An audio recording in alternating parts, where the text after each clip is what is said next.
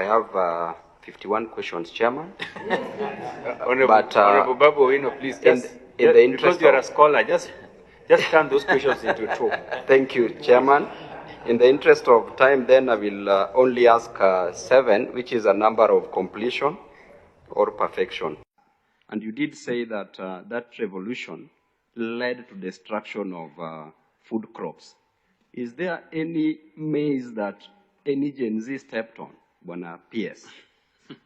Number 2, Bwana PS, you talked about the inflation rate, which has declined to 4.1.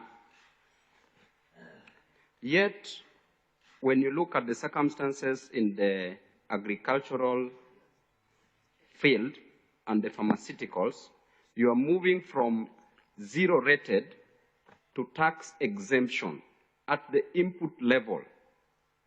Don't you think that you're going to increase inflation further because the consumer or the retailer is going to bear these costs when the cost of food substance or the pharmaceuticals products are going to increase? Don't you think that this is going to lead to high cost of living and burdening Kenyans further, now that high cost of living is an issue of concern, the first issue of concern to Kenyans? Number 3, you did project your revenue for the financial year 25-26 in the current budget to be approximately around 3.3 trillion, yet the highest that you've ever collected, is around 2.4 trillion.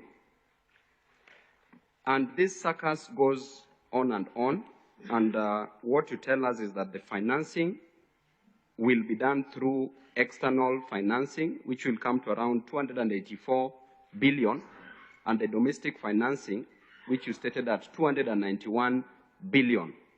Is this achievable, taking into account that we have a budget of 4.2 trillion?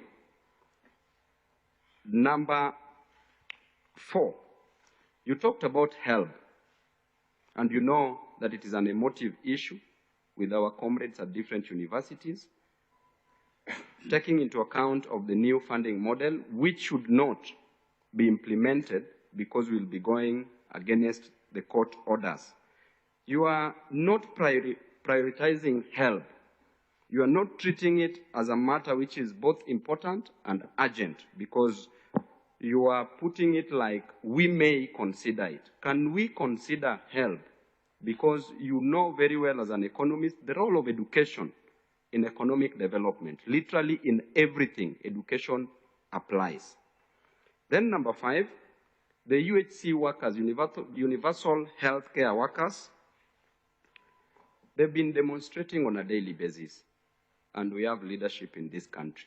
And you are the source, you are the owner of the money at Treasury.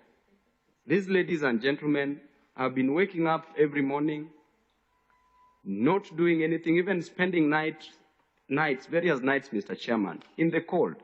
Chairman, you know how they wrote you many text messages. Can we consider a budget for the universal health care workers so that they can be employed on a permanent and pensionable basis, and also work on their gratuity, so that we can help these young men and women in this country? Number 6, number 5 is UHC. Number 6, in the current finance bill, is there anything, any tax that is going to be increased on any good or service? Because you've been smelling whispers around that the Gen Zs are coming back. Should there be any tax increment? So let us not increase, let us not suffocate Kenyans. Lastly, Chairman, I said 7 and we agreed. So the last one I would have finished. The last one on KRA, Chairman. Bwana PS, you've come up with a strategy that KRA can access people's accounts without permission. And you know very well that this is infringing, it is against the right to privacy as enshrined in the Constitution and is also against the Data Protection Act, where safety of consumers is exposed. Why are we going this direction?